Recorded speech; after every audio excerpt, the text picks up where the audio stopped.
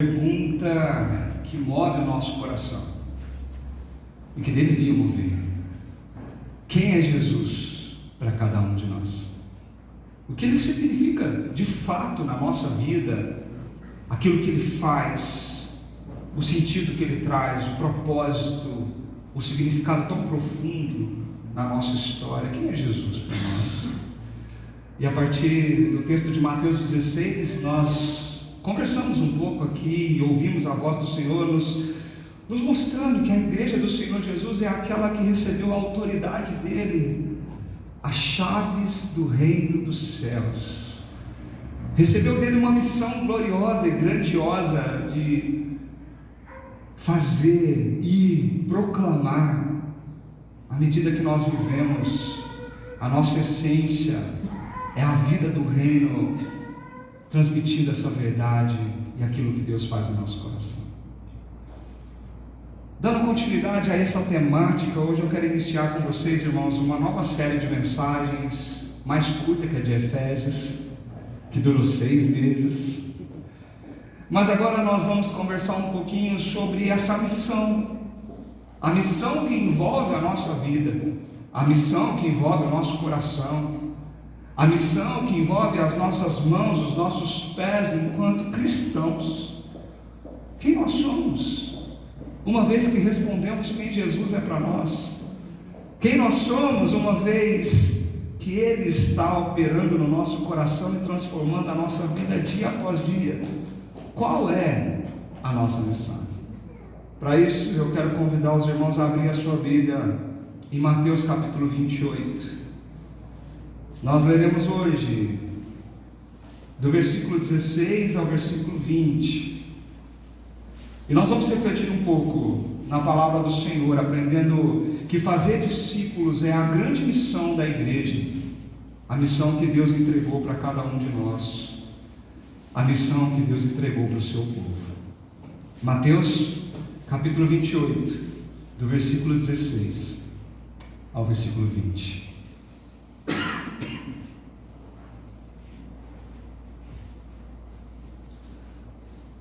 Acompanhe com fé a leitura da palavra do Senhor. Deixe o Espírito Santo já falar ao teu coração e despertar na tua vida aquilo que Ele te trouxe aqui para ouvir, em nome de Jesus. Os 11 discípulos foram para a Galileia, ao monte que Jesus lhe indicara. Quando viram, o adoraram, alguns porém duvidaram. Então Jesus se aproximou deles e lhes disse: toda a autoridade me foi dada nos céus e na terra. Portanto, vão e façam discípulos de todas as nações, batizando-os em nome do Pai, do Filho e do Espírito Santo, ensinando-os a obedecer a tudo o que eu ordenei a vocês, e eu estarei sempre com vocês até o fim dos tempos. Quero convidar você a fechar os seus olhos mais uma vez e te dar a oportunidade de falar com o Pai e pedir a Ele que o Senhor fale profundamente no teu coração.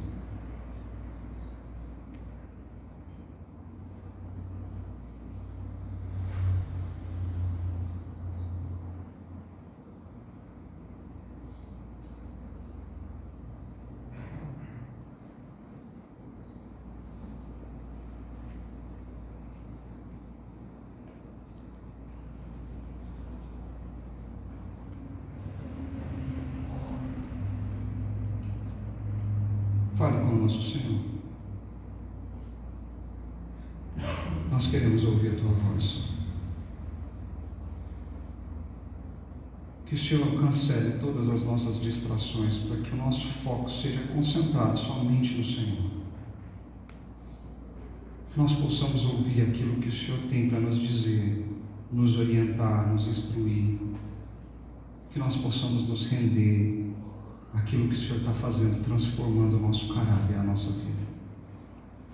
Nós pedimos isso em nome de Jesus.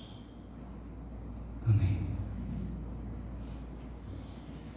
6 de junho de 2013. Talvez muitos dos irmãos aqui vão lembrar desse dia, ou dos dias que seguiram a essa data. Talvez alguns dos irmãos aqui não vão lembrar desse dia, afinal de contas faz um tempinho já, né? 6 de junho de 2013, na hora de pico do rush de São Paulo, enquanto os seus moradores voltam para casa depois de mais um dia de trabalho, cerca de 150 jovens caminham rumo à Avenida Paulista. O objetivo desses jovens: protestar contra o aumento do preço da passagem de ônibus. Lembram disso? 20 centavos. 20 centavos nunca fez tanto barulho quanto naquele ano, 2013. Aqueles jovens não sabiam, eles não sabiam que aqueles 20 centavos provocariam tudo aquilo. Eles estavam prestes a participar daquilo que seria o estopim do período de agitação da história recente do país. Tudo começou por causa desse aumento, mas daí vieram balas de borrachas, gás lacrimogêneo, bombas de efeito moral, spray de pimenta, muitas prisões, surras, enforcamentos, violência, gritos. Muita coisa aconteceu naqueles dias. Em pouco tempo, esse seria um dos assuntos mais comentados na mídia nacional e internacional. Uma hashtag foi publicada e viralizou no nosso país no ano de 2013. Vem pra rua. E isso levantava um sentimento em muitos e muitos de sair da sua casa e agora rumo a protestos, dizendo o que precisava mudar na realidade do nosso país. Nós não podemos deixar as coisas como estão, nós precisamos reivindicar os nossos direitos. Causas e mais causas eram trazidas agora, a violência se amontoava, polícia, o gasto público com a Copa do Mundo, a falta de saúde, a pouca educação, a falta de segurança na nossa nação, e as reivindicações só aumentavam. Você lembra disso? Eles iam para a rua com faixas e cartazes, e até um vídeo saiu na internet. Um gigante acordou, diziam alguns. Nós precisamos levantar esse país contra tudo isso que está acontecendo ao nosso redor. Mas em pouco tempo, queridos, eu não sei se você se lembra, começou uma enxurrada de críticas às manifestações que aconteciam no país, que eram muitas. Se os irmãos se recordam dessa época, nós vivemos um período onde em um dia só 150 cidades se mobilizaram ao mesmo tempo num grande protesto nacional. 1 milhão de pessoas foram às ruas do Rio de Janeiro. O gigante havia acordado. Mas o que constrangia a situação do nosso país naquela época é que quando as ruas estavam lotadas e a mídia perguntava para aquele pessoal agitado, truculento, violento, e toda aquela reação causada por esse amontoado de reivindicações, quando a mídia chegava e dizia: vocês estão protestando contra o quê? Qualquer coisa era a resposta. Até o último episódio de Caverna do Dragão chegou a ser citado em uma entrevista no jornal. O que eles diziam? Cada um tem uma causa diferente, não importa o motivo, só venha para a rua, só venha para a rua e proteste e grite. Se os irmãos se recordam bem, isso varreu a nossa nação por um grande tempo. Esse clima de violência e protesto veio se amontoando dias após dias. Mas uma questão chamava a minha atenção desde 2013 com tudo isso que acontecia. Motivos importam. A motivação que está por trás do nosso coração e que nos leva a fazer o que nós fazemos, importa sim. Já dizia um clássico da literatura infantil: quem não sabe para onde está indo, qualquer lugar serve. Aquele amontoado de gente já não sabia mais qual era a reivindicação, já não tinha uma organização mínima para dizer: é sobre isso que estamos fazendo aqui, é por isso que nós saímos da nossa casa. Isso mostra o quanto a falta de uma motivação concentrada, uma motivação certa, pode levar ao caos em corações difusos e perdidos naquilo que querem. Quando eu olho para a realidade de 2013 e os anos correntes até esse ano presente, às vezes eu me sinto assim com a igreja evangélica brasileira. Assim como? Para onde nós estamos indo, queridos? Para onde nós estamos indo? O que nós estamos fazendo como igreja? O que nós precisamos fazer como igreja? E se você quiser que as respostas fiquem mais confusas ainda, pergunte para os seus amigos evangélicos cristãos brasileiros: por que temos que fazer o que estamos fazendo? Cada um vai fazer um discurso lindo e uma resposta eloquente para você, mas a igreja, que deveria ser uma só, o mesmo batismo, o mesmo Senhor, a mesma verdade, o mesmo propósito, quando questionada sobre isso, ela se fragmenta e se perde. E é fácil a gente ver isso. A igreja vive de momentos onde o culto é a coisa mais importante do que fazemos, a missão integral é a coisa mais importante do que fazemos. Não é culto, não é missão integral, assistência social, os grandes eventos, pequenos grupos, evangelismo, missão, comunhão, prosperidade. Sim, prosperidade é a coisa que nós devemos fazer, experiências espirituais com Deus, é isso que Deus espera de nós. Pergunte, as respostas serão cada vez mais dispersas e nós seguimos a onda do momento. Quer um exemplo? Está na moda pintar tudo de preto. Vamos pintar de preto? Pinta de preto. Igreja tem que ter luz colorida piscando. Por quê? É porque todo mundo está fazendo isso. Então vamos lá, a nossa missão é com luz colorida piscando. Não passou a onda da parede preta, então tira a parede preta, pinta de branco. E por que nós estamos fazendo isso? Porque passou a onda da parede preta. Não, agora nós temos que reunir em pequeno grupo. Não, pequeno grupo mais não, agora nós vamos só no grande grupo. E assim nós vamos respondendo as perguntas difusas que recebemos e as respostas complexas, amontoadas, confusas. Isso gera no meu coração uma preocupação muito grande. Para onde nós estamos indo? O que nós estamos fazendo? A Grande Omissão é um livro antigo de um teólogo muito importante na sua época, chamado Dallas Willard.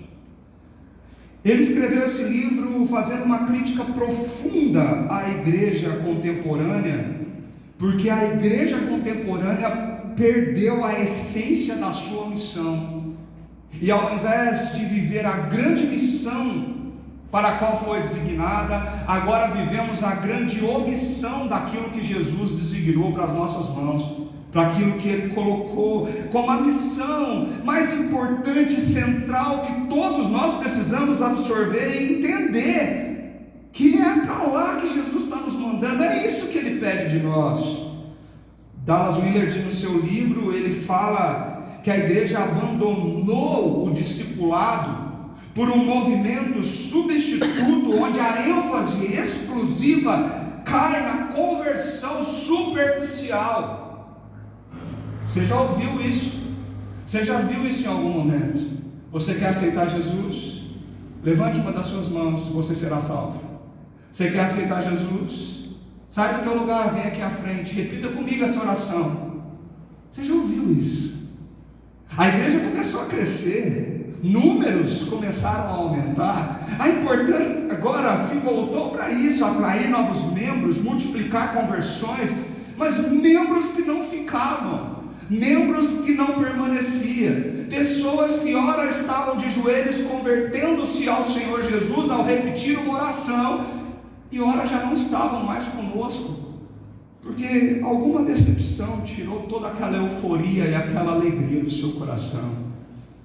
É assim que esse autor escreve, dizendo para nós: a maior questão que o mundo de hoje enfrenta, com todas as suas necessidades afetivas, é definir se aqueles que são confessional ou culturalmente identificados como cristãos se tornarão discípulos de Jesus Cristo, aprendendo constantemente com Ele como viver a vida do reino dos céus em todas as áreas da existência humana. A grande questão é se os cristãos são discípulos, se os cristãos se tornarão discípulos, porque a ênfase do ministério de Jesus é ser discípulo e fazer discípulo. Willard, ele diz que nós enfrentamos com isso dois grandes problemas, queridos, porque agora nós olhamos para a igreja diante desse cenário, e você há de concordar comigo, que o Willard tem razão quando ele diz: nós enfrentamos primeiro os problemas dos cristãos sem transformação. Eles estão aqui, sentam nas cadeiras, ouvem a mensagem, ouvem a palavra de Deus, mas parece que é tudo tão bonito, mas ao sair por aquela porta, a sua vida continua a mesma, nada muda. A pessoa não possui nenhum impacto de caráter, não possui nenhum confronto que a faça mudar para um outro sentido, outras atitudes, outras palavras.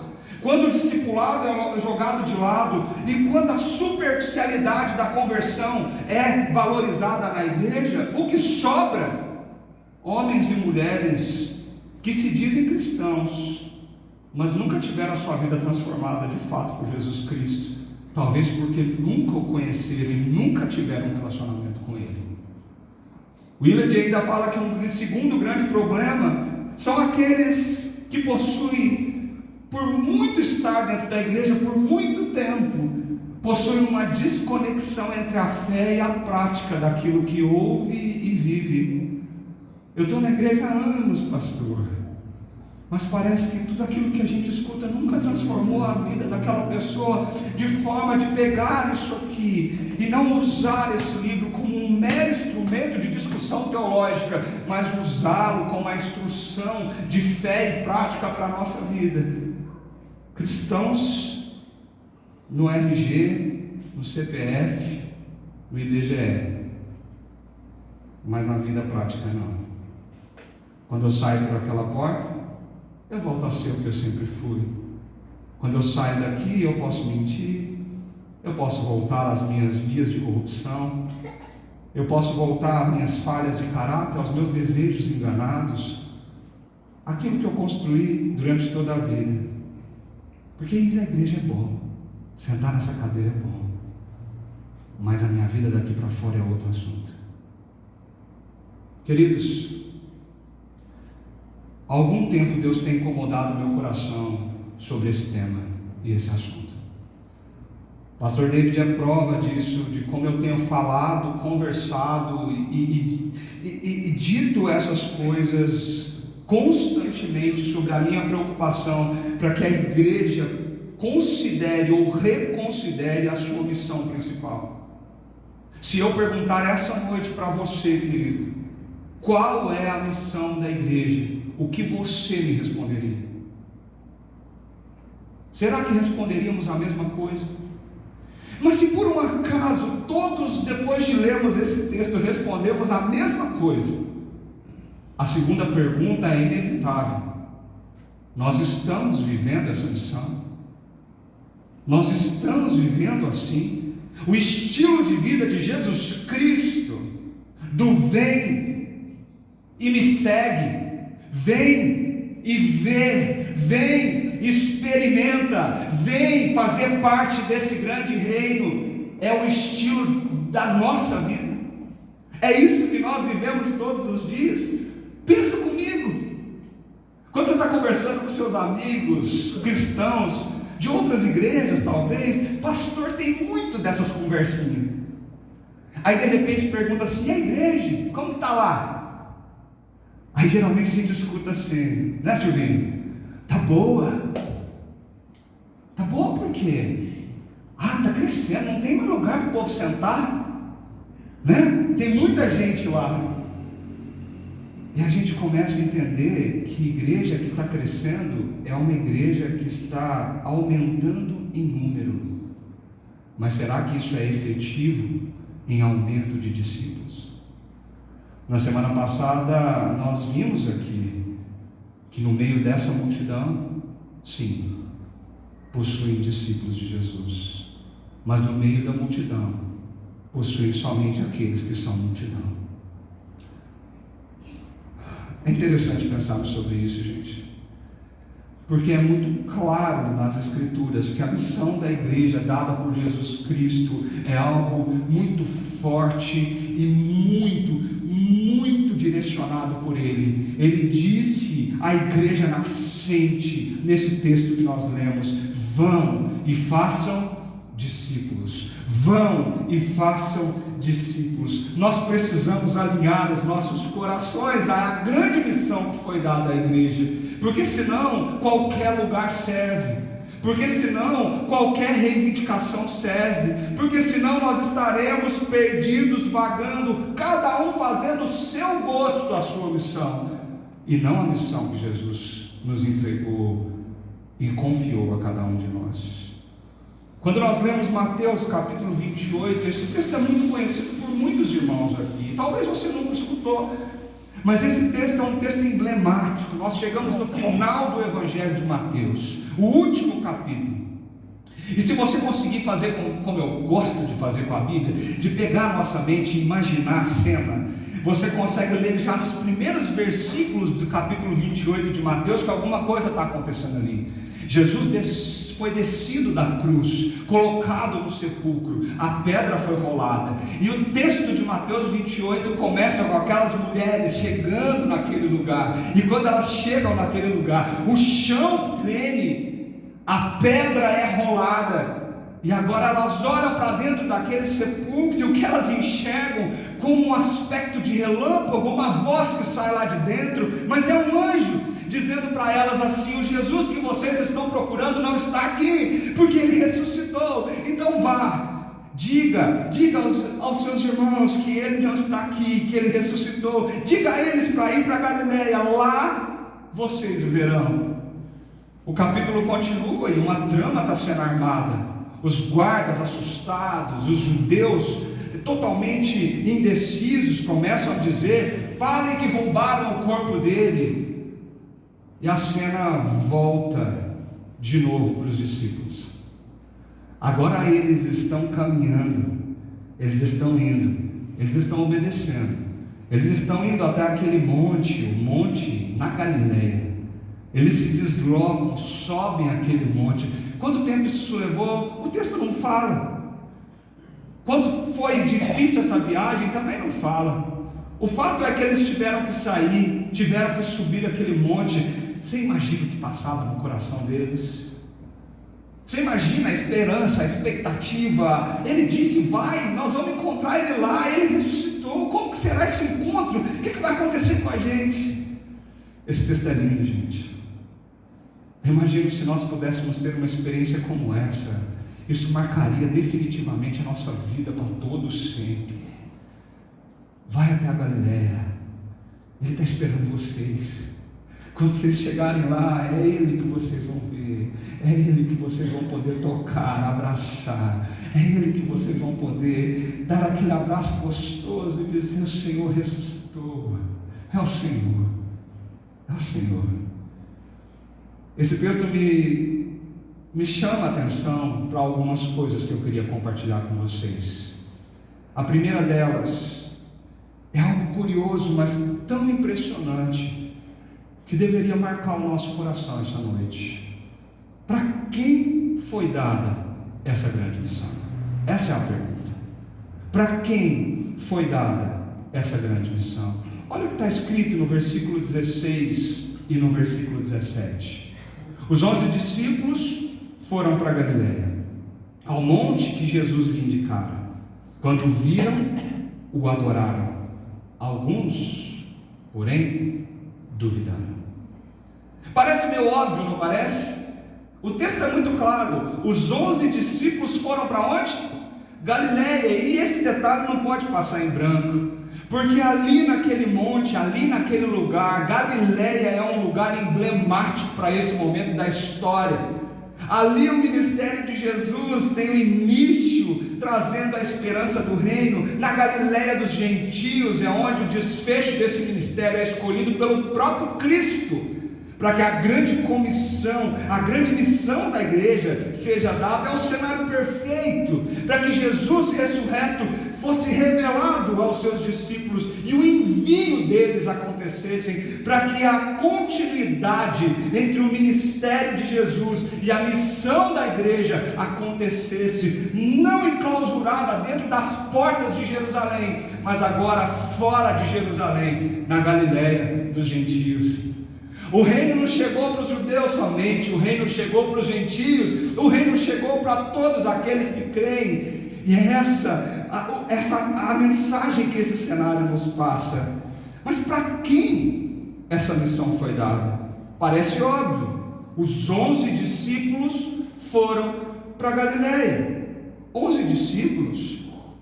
O foco do texto está nesse pequeno grupo, não 12 mais, Judas já não está aqui, 11, os 11 foram para aquele lugar. Mas existem muitas discussões a respeito de quem estaria nesse momento ouvindo a grande comissão do Senhor, porque embora pareça tão explícito que seja somente os 11 ali, quem levou a notícia desse encontro foram as mulheres.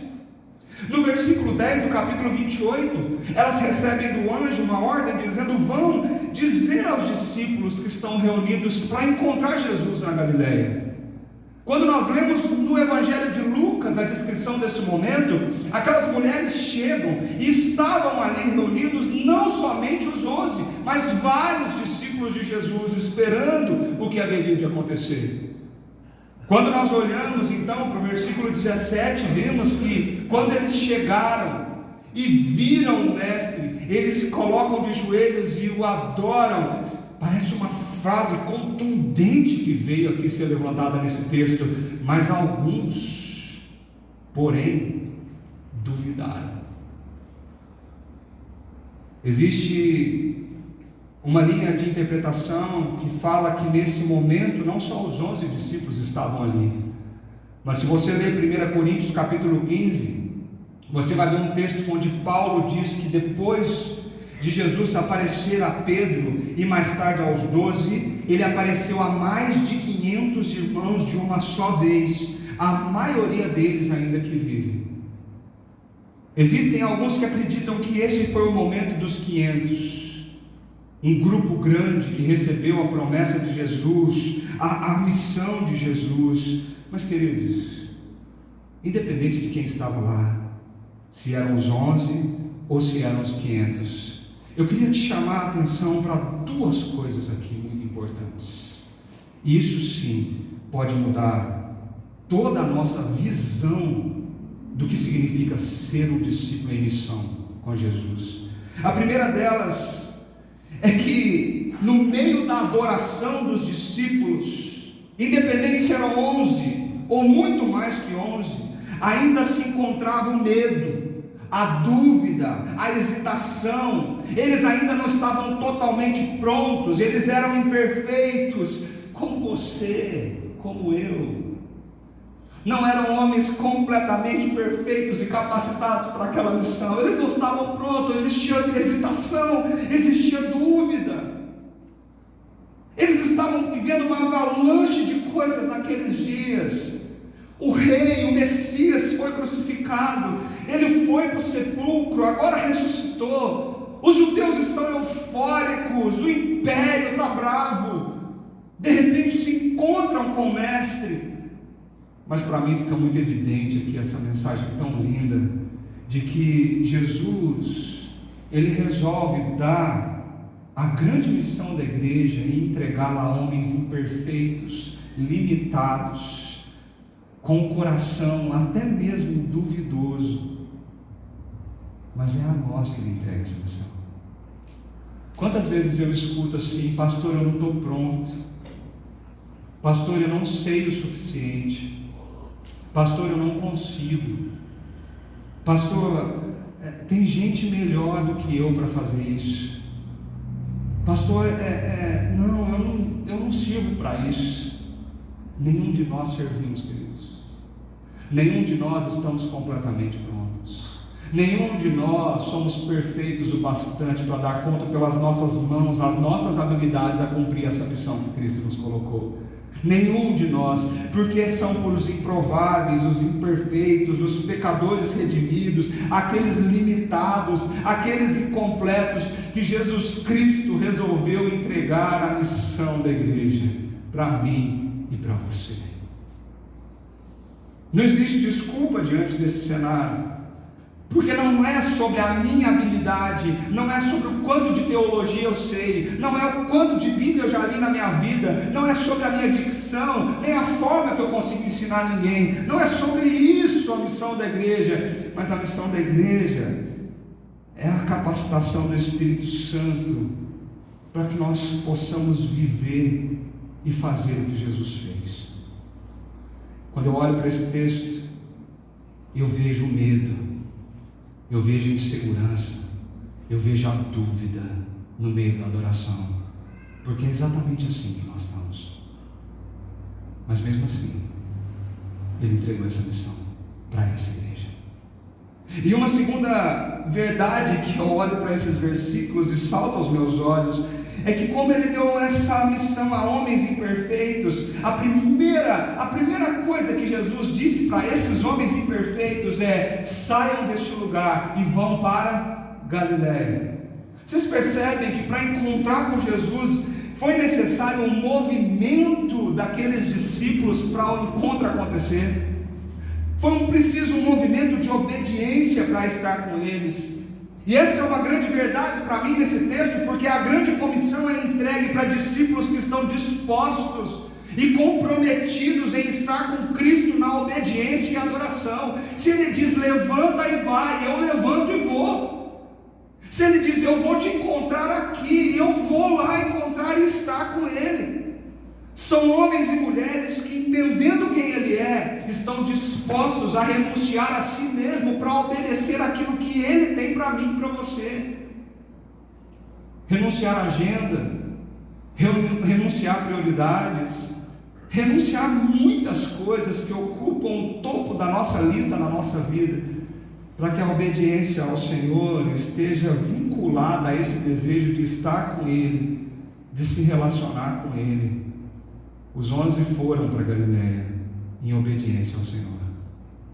A revelação de Jesus e tudo que Jesus está fazendo, Ele está fazendo diante da obediência dos seus discípulos. E não é assim que Ele ensinou para eles? João capítulo 15: se obedecerem e guardarem os meus mandamentos, vocês serão os meus discípulos. Eu acho isso muito bonito. Porque para quem Deus escolhe dar essa missão? Para pessoas tão falhas e miseráveis como eu e você. Para pessoas tão limitadas e incapacitadas como eu e você. Pessoas tão incompletas, onde o medo, o desespero e sentimentos confusos invadem o coração. Ele olhou nos teus olhos, chamou você pelo nome e disse: eu quero você. Eu quero você.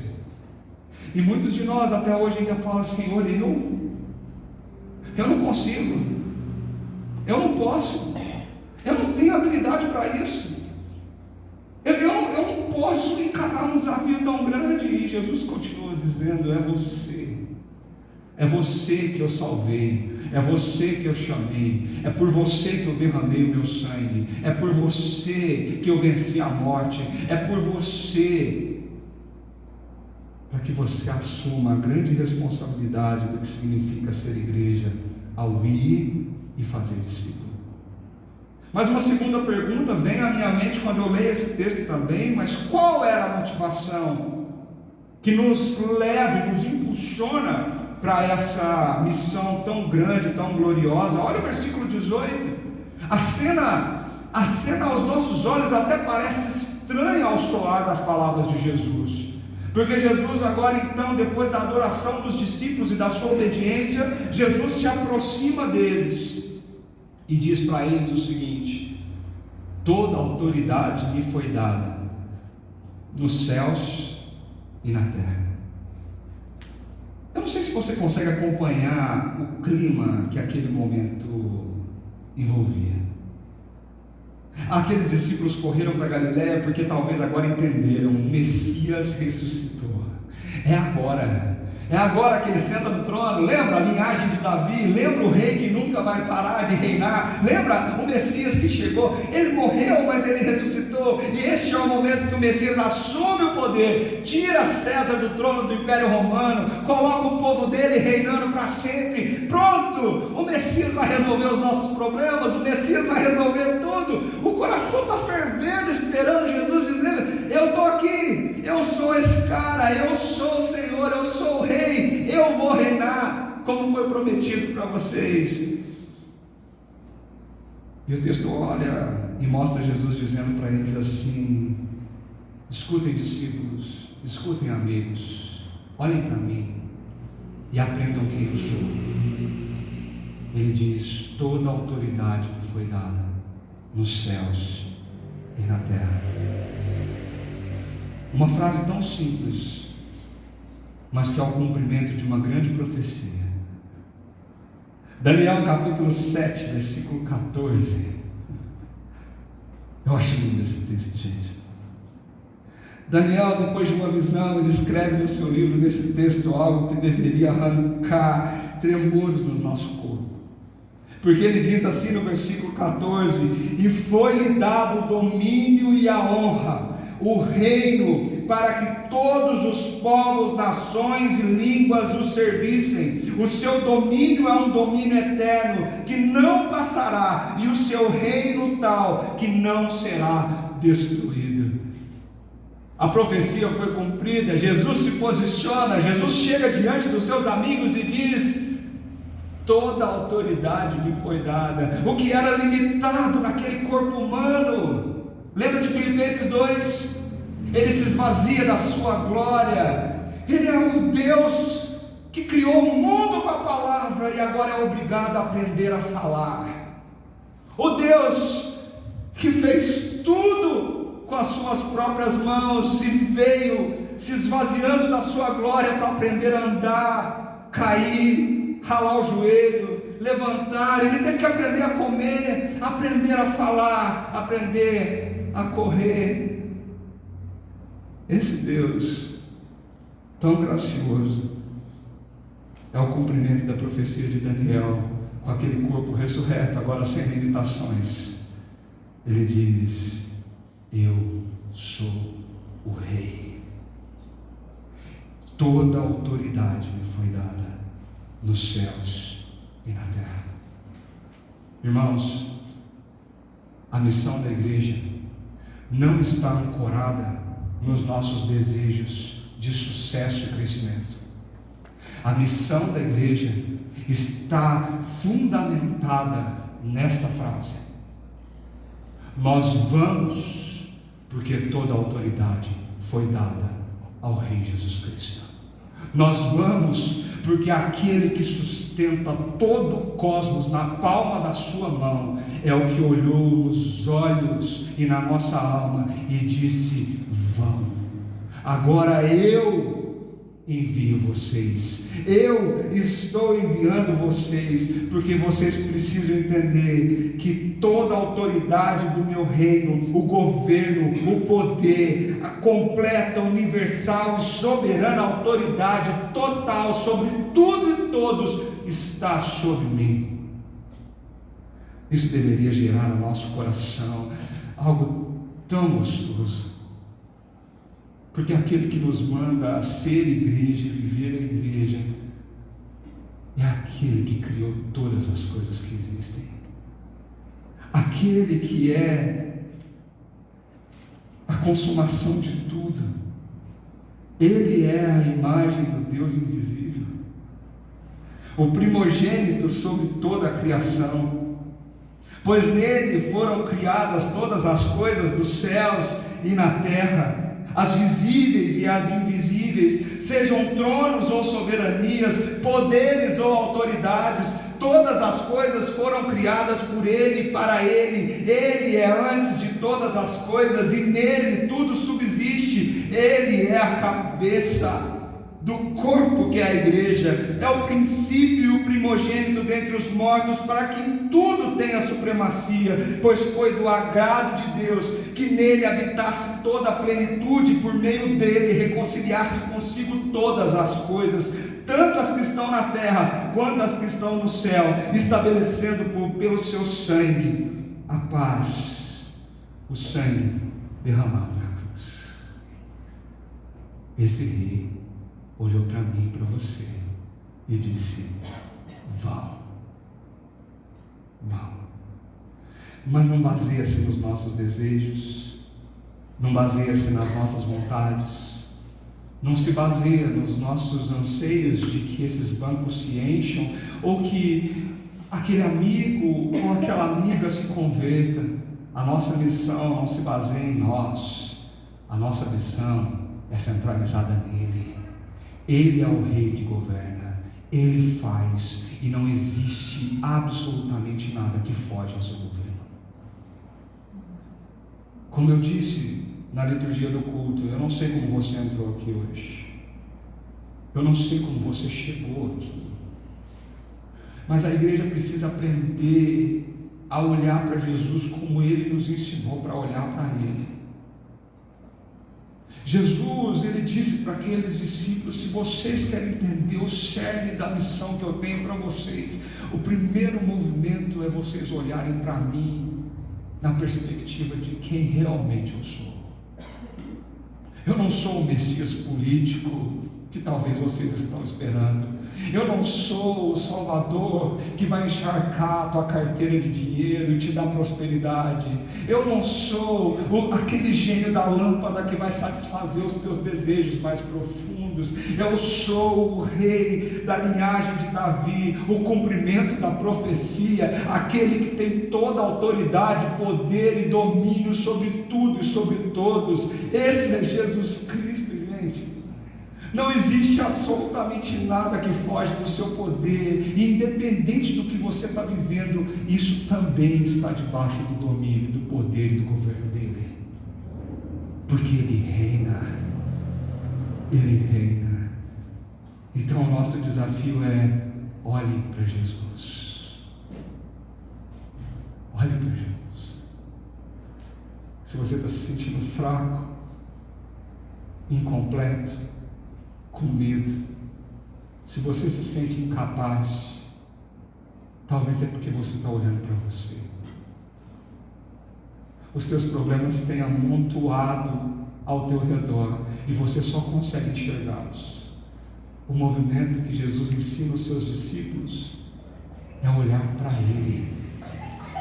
Toda a autoridade me foi dada nos céus e na terra. Todo o governo me foi dado nos céus e na terra. O Deus soberano do universo, que governa céus, terra, inferno, tudo o que existe.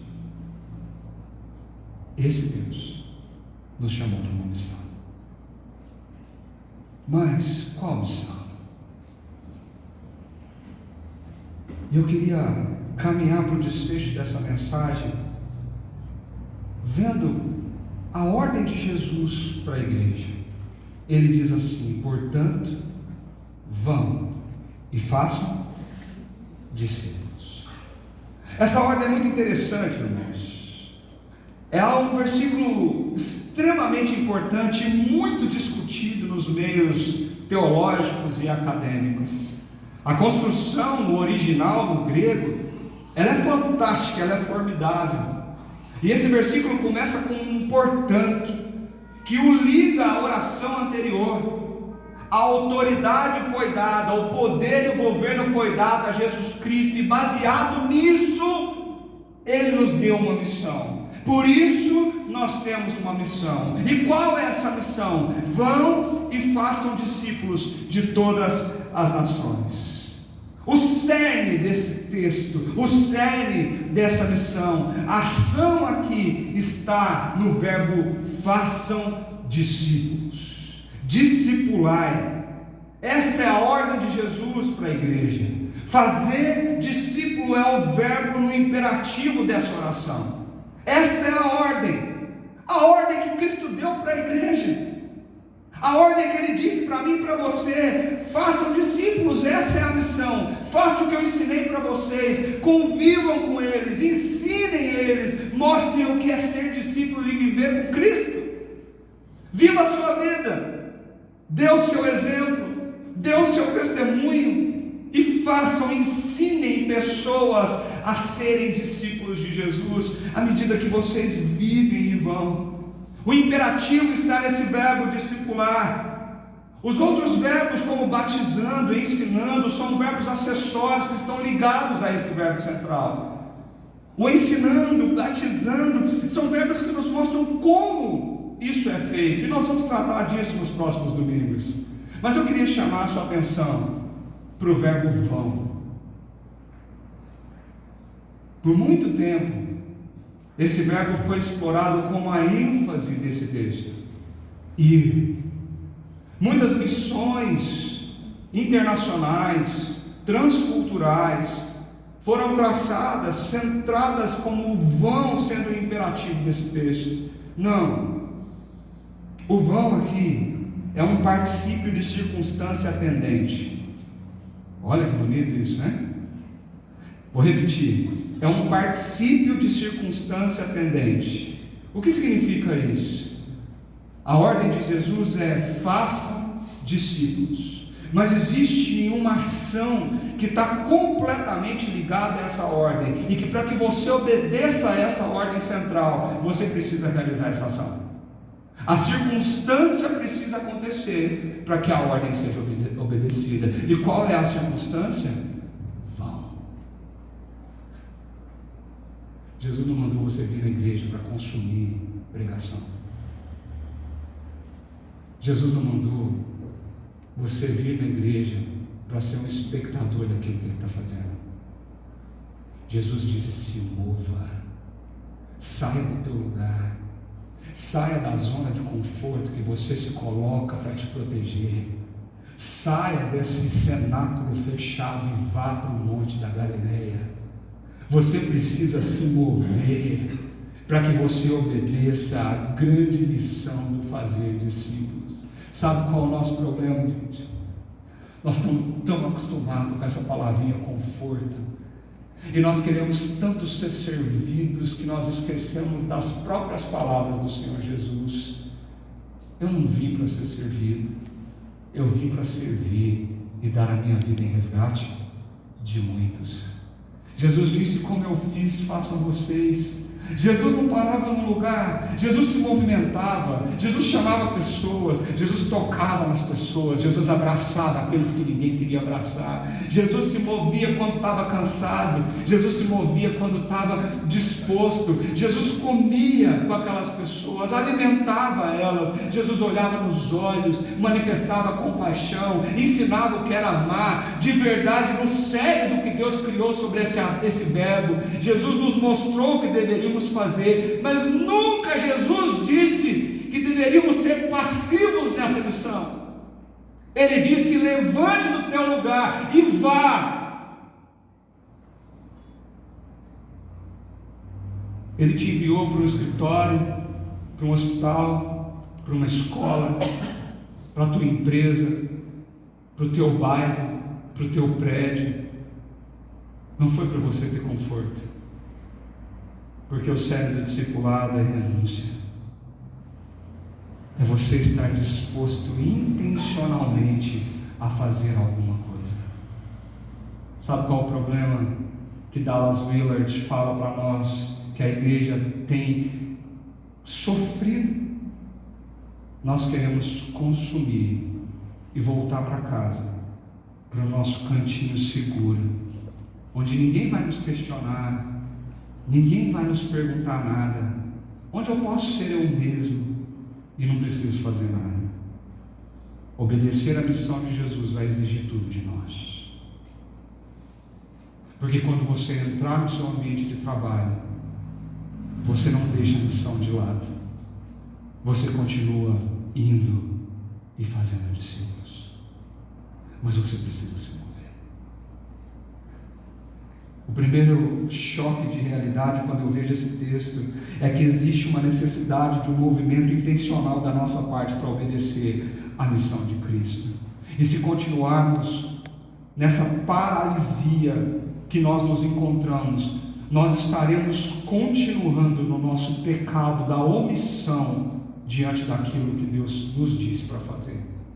As igrejas estão padecendo de uma superficialidade nos cultos, na pregação, no discipulado. Por quê?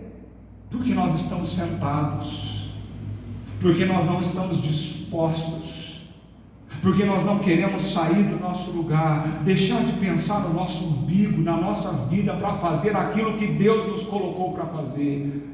Sim, você é imperfeito, sim, você é limitado, sim, você é pecador, sim, você tem medo, angústia, mas Ele olhou para você e disse: vai.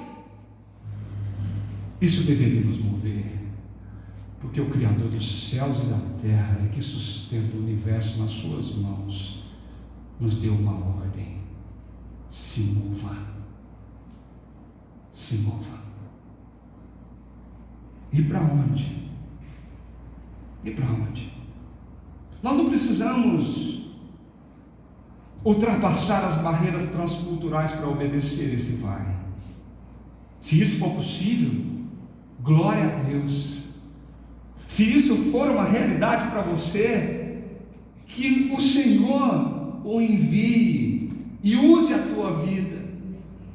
Mas às vezes, a porta fechada do lado do teu apartamento é o lugar onde Deus está te mandando. Às vezes, aquele aluno que na hora do intervalo sentou do teu lado com um olhar triste e disse: oi, professora, é para onde Deus está te mandando. Às vezes a tua família se encontra no caos e Deus te coloca no meio do caos. Para onde Deus está te mandando ir? Não é para dar de ombros e dizer: eu não tenho nada com isso. É para você tomar a atitude da obediência daqueles discípulos e dizer: eu vou, onde o Senhor quer, eu vou, o que o Senhor tem para fazer, eu vou fazer. Me usa nas minhas limitações, nas minhas falhas e nos meus pecados, mas eu tenho que ir. As minhas orações têm sido essas: Senhor, levanta essa igreja nessa cidade, para sair dessa paralisia de estarmos aqui olhando para nós mesmos e começarmos a entender que existe um movimento necessário da nossa parte, intencional, para alcançar aqueles que Deus salvou na cruz do Calvário. E é através de você que Deus vai fazer isso. É através de você que Deus está redimindo todas as coisas. Nós participamos dessa missão e Ele nos capacitou para ela, mas nós estamos ocupados demais, dispersos demais. Nós estamos talvez perdidos como aquele pessoal na Avenida Paulista, protestando, mas sem saber com o quê. Para onde nós estamos indo, irmãos? Qual é o chamado de Deus para essa igreja?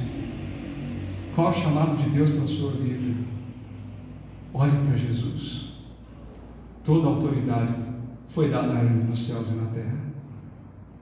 E Ele disse: é você mesmo. Saia do teu lugar e vai. Eu estou te enviando. E enviando para quê, pastor? Façam discípulos. Façam discípulos. A grande missão da igreja, queridos, não é ter a melhor banda musical e o melhor coral da cidade. A grande missão da igreja não é fazer um evento tão atrativo que a gente consiga encher estádios. A grande missão da igreja não é convidar as pessoas para que elas possam vir e sentar aqui do teu lado e assistir o culto com você. E às vezes cabe bem essa palavra, assistir o culto, porque muitos são só espectadores desse momento. A grande missão da igreja não são eventos, não são os banquetes, tudo isso faz parte, do que nós vivemos como igreja. Mas a grande missão da igreja é fazer discípulos. E se nós, Igreja Presbiteriana de Itatiba, nós não estamos fazendo discípulos com a nossa vida em obediência ao Senhor, nós estamos em pecado. Porque o grande Rei do Universo se levantou do seu trono e disse: vamos. E nós sentamos nas nossas cadeiras e nos aquietamos no nosso conforto.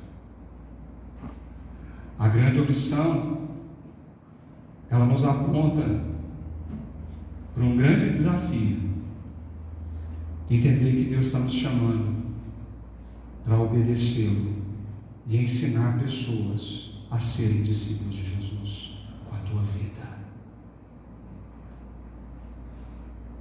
É quando você senta para tomar um café, aí você fala para mim assim: pastor, eu não sei, eu não dou conta. Você consegue abrir a Bíblia? Consegue, eu sei que você consegue. Mas eu não sei, consegue. Você consegue chegar e falar para alguém assim: você tem uma hora essa semana comigo? Tem. Deixa eu ler 3 versículos aqui com você. Você sabe ler? Eu acredito que a gente consegue. Olha que bonito que esse texto diz. O que esse texto está falando no meu coração? Esse texto está dizendo: olha que coisa bonita, como eu consigo viver isso aqui no meu dia. Eu já passei por situação assim. Esse texto responde exatamente o que eu estou vivendo. E uma porta é aberta, um compartilhar começa a acontecer, uma conexão real e viva, de vida na vida, começa a correr naquele lugar. As lágrimas descem, a oração acontece, e depois daquele encontro, uma relação de confiança pode ser estabelecida. Quando eu estou passando por um problema, eu sei em quem eu tenho que procurar, eu sei para onde eu tenho que ir, eu sei com quem que eu posso contar. Eu posso sentar de novo, abrir a Bíblia e dizer: vamos falar com Jesus de novo. A gente acha que fazer discípulo precisa de um seminário teológico, um curso e um currículo de teologia, mas fazer discípulo é estar com Jesus e ensinar o que significa isso.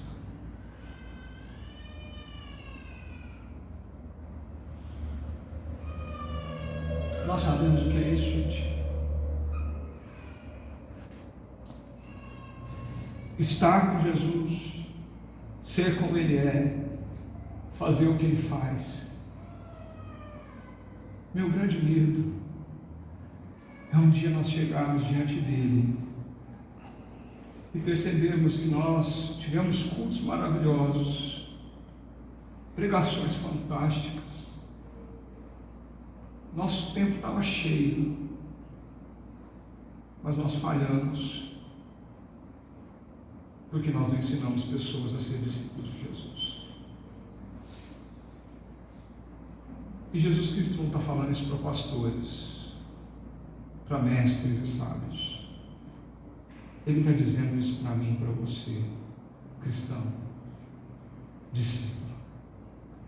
Ele está dizendo, com a sua limitação, com o seu jeito: vai, eu estou com você. A nossa missão: vão e façam discípulos. Quem são, gente? Os discípulos que você hoje está fazendo para Jesus.